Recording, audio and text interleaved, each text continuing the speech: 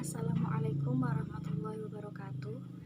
Perkenalkan, nama saya Sally Eka Amanda, NIM 2020110090. Perkenalkan, nama saya Thalib Ainul Hikam dengan NIM 93. Pertama, pengertian al-hadis. Hadis menurut bahasa yaitu sesuatu yang baru, menunjukkan sesuatu yang dekat atau waktu yang singkat.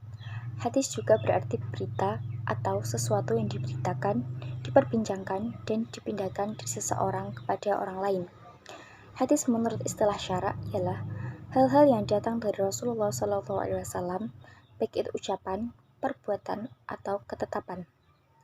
Hadis qauliyah atau ucapan yaitu hadis-hadis Rasulullah SAW yang diucapkan beliau dalam berbagai tujuan dan situasi. Hadis fi'liyah yaitu perbuatan-perbuatan Nabi Muhammad SAW. Hadis takririyah yaitu perbuatan sebagian para sahabat Nabi yang telah diikrarkan oleh Nabi SAW, baik perbuatan itu berbentuk ucapan atau ketetapan. Sedangkan ikrar itu ada kalanya dengan cara mendiamkannya dan atau melahirkan anggapan baik terhadap perbuatan itu, sehingga dengan adanya ikrar dan persetujuan itu, bila seseorang melakukan suatu perbuatan atau mengemukakan suatu ucapan di hadapan Nabi atau pada masa Nabi, Nabi mengetahui apa yang dilakukan orang itu dan mampu menyanggahnya. Namun Nabi diam dan tidak menyanggahnya, maka hal itu merupakan pengakuan dari Nabi. Keadaan diamnya Nabi itu dapat dilakukan pada dua bentuk. Pertama, Nabi mengetahui bahwa perbuatan itu pernah dibenci dan dilarang oleh Nabi. Kedua, Nabi belum pernah melarang perbuatan itu sebelumnya dan tidak diketahui pula haramnya. Diamnya Nabi dalam hal ini menunjukkan hukumnya adalah meniadakan keberatan untuk diperbuat. 2. Kedudukan hadis. Dalam kedudukannya sebagai penjelas, hadis kadang-kadang memperluas hukum dalam Al-Quran atau menetapkan sendiri hukum di luar apa yang ditentukan Allah dalam Al-Quran. Kedudukan hadis sebagai bayani atau menjelaskan fungsi yang menjelaskan hukum Al-Quran tidak diragukan lagi dan dapat diterima oleh semua pihak. Karena memang untuk itulah Nabi ditugaskan oleh Allah SWT. Namun dalam kedudukan hadis sebagai dalil yang berdiri sendiri dan sebagai sumber kedua setelah Al-Quran menjadi bahan perbincangan di kalangan ulama.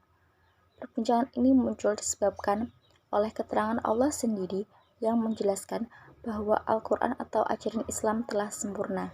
Oleh karenanya tidak perlu lagi ditambah oleh sumber lain. Dari sebuah hadis. Dalam uraian tentang Al-Quran telah dijelaskan bahwa sebagian besar ayat-ayat hukum dalam Al-Quran adalah bentuk garis besar yang secara amaliyah belum dapat dilaksanakan tanpa penjelasan dari sebuah hadis. Dengan demikian, fungsi hadis yang utama adalah untuk menjelaskan Al-Quran. Al-Quran disebut sebagai sumber bagi hukum fikih, maka hadis disebut sebagai bayan atau penjelasan. Dalam kedudukannya sebagai bayan atau penjelasan dalam hubungannya dengan Al-Quran, ia menjalankan fungsi sebagai berikut, yaitu menguatkan dan menegaskan hukum-hukum yang tersebut dalam Al-Quran, atau disebut fungsi takkid dan takrir. Dalam bentuk ini, hadis hanya seperti mengulangi apa yang disebut dalam Al-Quran. Dengan demikian, kelihatan bahwa sebuah hadis menetapkan sendiri hukum yang tidak ditetapkan dalam Al-Quran. Fungsi hadis dalam bentuk ini disebut isbat. Sebenarnya bila diperhatikan dengan teliti akan jelas bahwa apa yang ditetapkan hadis itu pada hakikatnya adalah penjelasan terhadap apa yang disinggung Al-Quran atau memperluas apa yang disebutkan Al-Quran secara terbatas. Umpamanya Allah Ta'ala mengharamkan memakan bangkai, darah, dan daging babi. Larangan Nabi Muhammad ini menurut lahirnya dapat dikatakan sebagai hukum baru yang ditetapkan oleh Nabi, karena memang apa yang diharamkan Nabi ini secara jelas. Larangan Nabi Muhammad ini menurut lahirnya dapat dikatakan sebagai hukum baru yang ditetapkan oleh Nabi, karena memang apa yang diharamkan Nabi ini secara jelas tidak terdapat dalam Al-Quran. Tetapi kalau dipahami lebih lanjut, larangan Nabi Muhammad ini hanyalah sebagai penjelasan terhadap larangan Al-Quran memakan sesuatu yang kotor. Poin keempat adalah hubungan hadis dengan Al-Quran. Bila kita lihat dari fungsinya, hubungan hadis dengan Al-Quran sangatlah berkaitan, karena pada dasarnya hadis berfungsi menjelaskan hukum-hukum dalam Al-Quran dalam hal segala bentuknya, sebagaimana disebutkan di atas. Allah Subhanahu wa Ta'ala menetapkan hukum dalam Al-Quran adalah untuk diamalkan, karena dalam pengamalan itu terletak tujuan yang digariskan.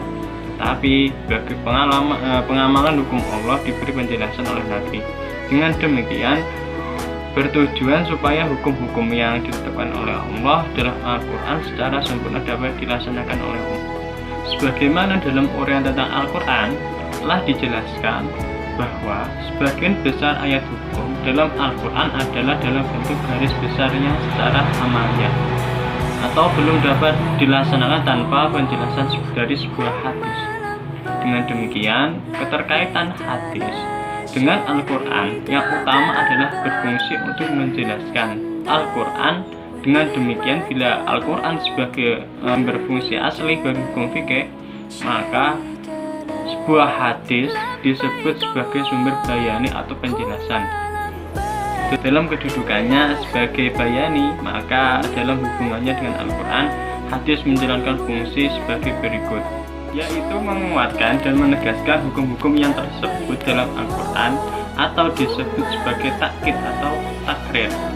Dalam bentuk ini, hadis hanya seperti mengulangi apa-apa yang disebut dalam Al-Quran, memberikan penjelasan terhadap apa yang dimaksud dalam Al-Quran dalam hal yaitu yang pertama adalah menjelaskan arti yang masih sama dalam Al-Quran.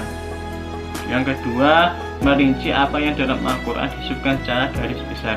Yang ketiga, membatasi apa-apa yang ada di dalam Al-Quran yang disebutkan secara umum. Dan yang keempat, yaitu memperluas maksud dari sesuatu yang tersebut dalam Al-Quran. Contohnya, hadis yang merinci ayat Al-Quran yang masih garis besar, umpamanya tentang waktu-waktu sholat yang masih secara garis besar, disebutkan dalam sebuah surat An-Nisa ayat 103. Ada juga contoh dari sebuah hadis yang membatasi maksud ayat Al-Quran akan datang dalam bentuk umum.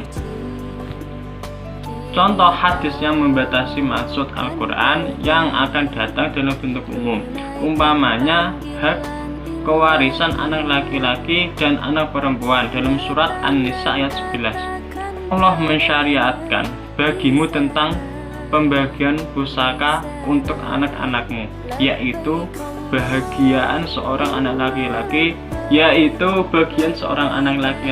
sama dengan bagian dua orang anak perempuan. Ayat itu dibatasi atau dikhususkan kepada anak-anak yang ia bukan penyebab kematian ayahnya.